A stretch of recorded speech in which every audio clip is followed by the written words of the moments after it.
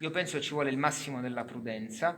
Sono migliaia i cittadini di tutto il mondo che hanno avuto la somministrazione di questo vaccino e bisogna saper pesare bene le parole e avere fiducia nell'attività tanto degli scienziati quanto della Sui magistratura. casi di Siracusa e Catania ci sono delle novità? Domani si svolgerà l'autopsia per il caso siracusano. Noi avevamo anche avanzato la possibilità di essere presenti con un nostro consulente. Molto correttamente l'autorità giudiziaria oggi procede ai sensi dell'articolo 360 del codice di procedura penale e questo individua le parti processuali che possono essere coinvolte in questa fase. Noi siamo a disposizione e continueremo ad esserlo.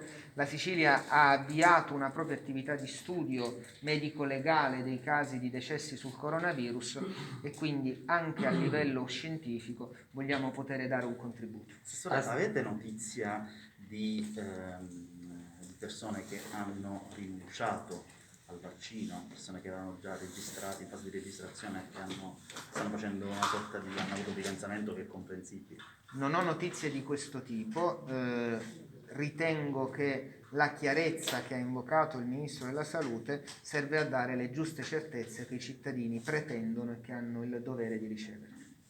Questi lotti non erano solo in Sicilia?